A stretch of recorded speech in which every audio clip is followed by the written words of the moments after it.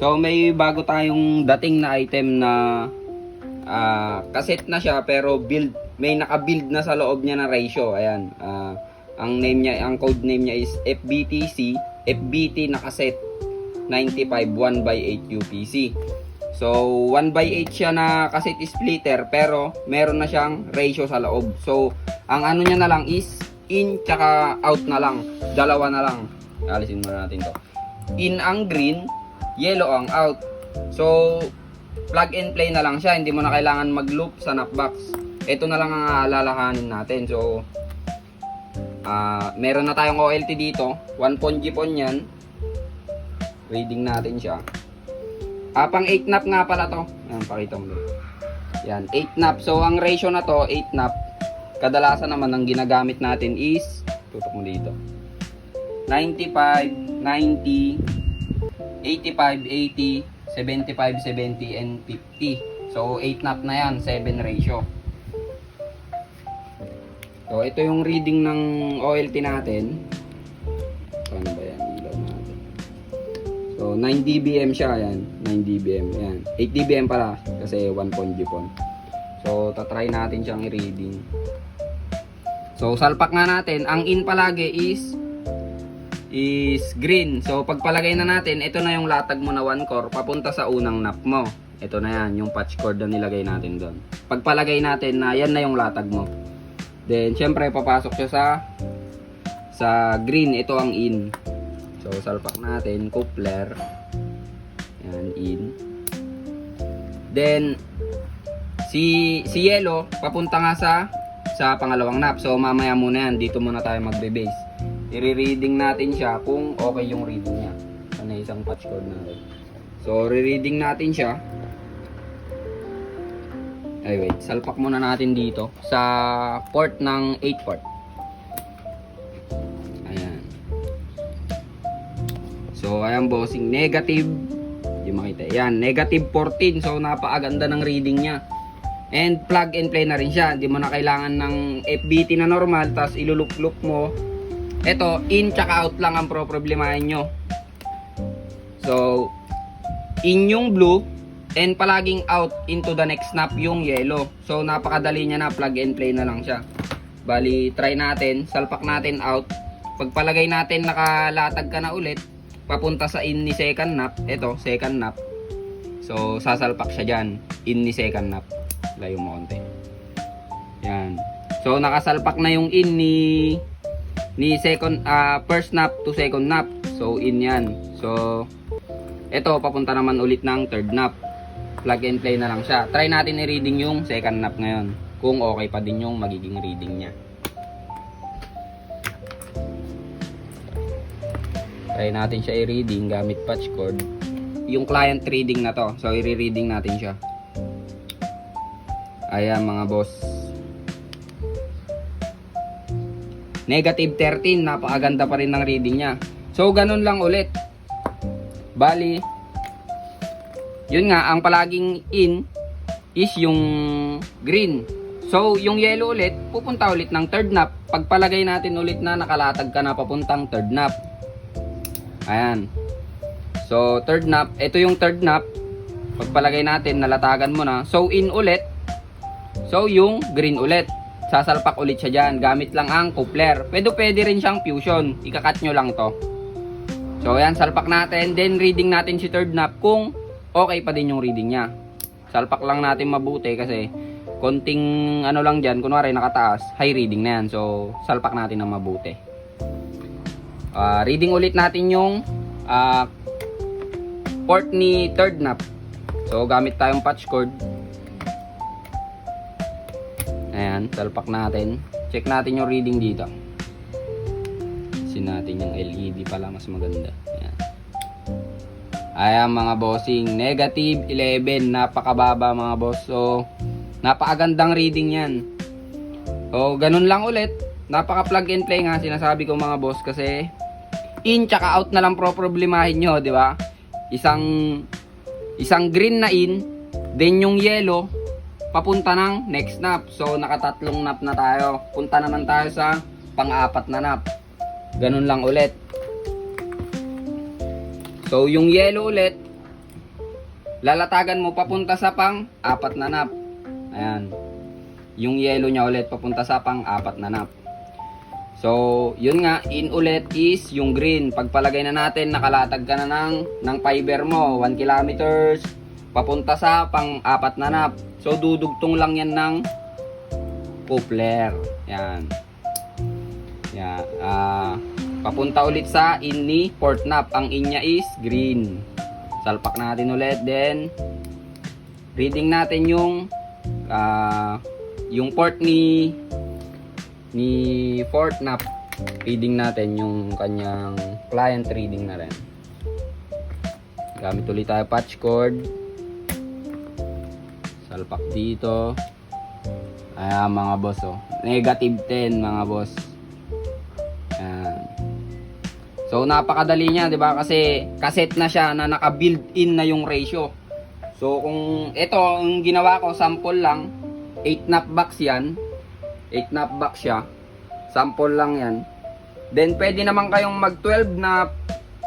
Yun nga, babaguhin lang yung ratio, dadagdagan lang natin ng ratio. So since kon lang siya, 8 nap lang muna, pang 8 nap lang muna. O dito na tayo ulit. Bali pang 5 na nap na tayo, pang 5 na nap. So yun nga ulit, dati lang yellow is out. Yan, yellow is out papunta sa in ni fifth nap. So kunwari lang ulit, pagpalagay natin, nakalatag ka na. So tapos salpak lang ulit sa coupler. Yan. So ang in niya is green, salpak lang ulit natin yung green na in. Then reading natin yung client port. Try din natin sa gitna, syempre. Yan. Reading natin ng patch cord.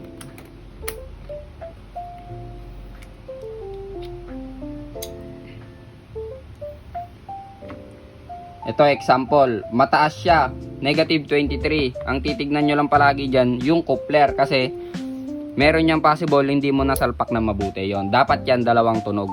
Ayun, good example din yun, buti nangyari. So yan, tignan nyo yung reading ngayon, lapit mo konti. Ayan, negative 12. So next nap na ulit tayo. 5 nap na yan bossing ha. Negative 12 pa rin. So ang tinatanggap ng modem natin, negative 25. And ang advisable, negative 21. Itong mga to, negative 12 to 10 nga lang eh. Halos yung nire-reading nila. So napakaganda kasi pulido na, naka-fusion na sa loob. Organized na yung mga ratio niya, nasa loob na siya. So di mo na kailangan i-built-in.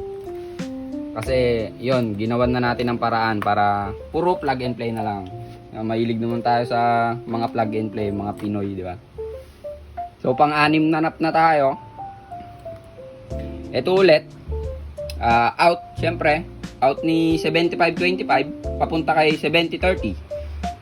Yun, paalala ko lang yung ratio natin na 95-90, 85-80, 75-70-50. Tapos yung last snap nya, syempre, rekta na lang yun sa normal na cassette splitter na 1/8 para 8 nap siya. Palagi yun, yung dulo nyo, normal na 1/8 cassette.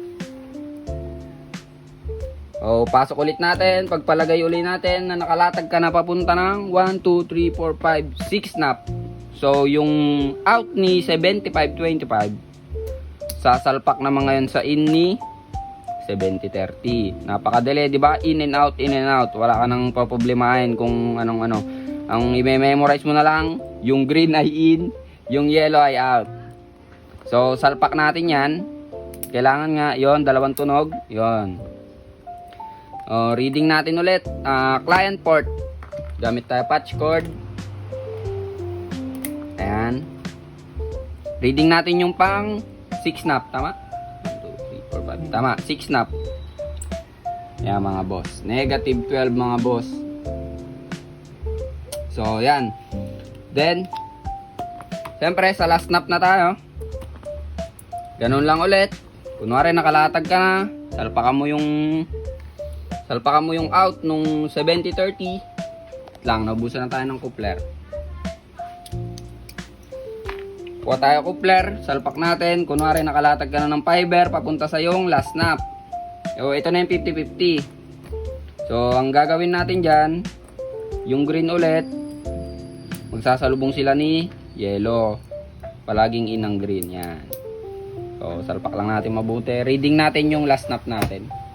Di ko na i-example yung last Ito yung yellow, may matitira na isa, 'di ba?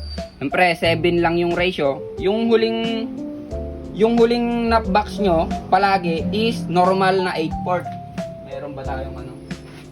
Ito, kunwari ito, normal na ganito lang siya. So, papasok lang yan sa in. Then, okay na reading niya. Then, try na rin natin 1/16 to mga boss So, i-reading muna natin tong pang 7 na nap. Ayan siya. Ayan. So, negative 12. Ngayon, yung last snap box mo ng problema ka, akala mo 1/8 lang ang pwede. Pwede nating salpakan ng 1/16 yan. Pwedeng mix yan. Pwede nga lahat 1/16 yan. Ito, may 1/16 din tayo na ganito. May mga ratio na din yon. So, napakaganda. Available din sa green, pero onti lang yon. Sa blue tayo mas madami. UPC. Meron tayong 1/16. Pwede mong 8 nap box. Lahat yan, 8 nap box is 1/16 siya. So, ito, sample lang naman 1/8. Pero sasampulan natin ng last snap na 1/16 na normal. Kung okay ang magiging reading. So, proceed tayo. Yun nga, yung out ulit ni 50-50, since last snap na, hati na lang yan. Rekta na, wala nang ratio tong last snap. Okay? So, kunwari, pagpalagay natin, nakalatag ka na ulit, papunta sa last snap. Sumalpak si yellow sa last snap. Pagpalagay natin, nakalatag na yan. So, i-reading natin to 1/16 dulo mga boss. 1/16 yan. I-reading natin siya ngayon. Yan. So, nakasalpak na yan sa 50-50 ratio. Normal cassette na to walang ratio, okay? Tignan nyo mga boss. Last snap, negative 15. So, yun mga bossing, available to sa atin. Yan. Cassette splitter na naka-built-in na yung ratio niya. So, ang palaging in and out na lang ang gagawin mo. Plug and play mga boss. Pwedeng 1/16, meron din tayo stock. Meron din na pang green pero onti lang. Mas madami sa UPC blue. So, yun mga boss, ayan. Actual reading natin yan. OLT papunta sa first nap, second nap, third port, 5th, 6th, 7, tsaka 8 nap. Tinanay natin yung 16 port. So, meron tayong 16 na available nito. Ayan, mga boss. PM na lang mga bossing. Actual reading natin yan. Ito yung mga cassette splitter natin na may FBT ratio na 1/16. Ito yung mga yun. Complete ratio rin siya. Meron siyang 98, 95, 90, 85, 80, 75, 70, 65, 60, saka 55. So, ito yung mga 16 port natin. Ganon lang din siya. Meron siyang in na green, then meron din siyang out na yellow. So, meron din tong green na version. Ito yung APC naman. Ayan, 1/16 siya. Meron din yung 8 port na to, no? So, complete ratio din siya, 98 to 50.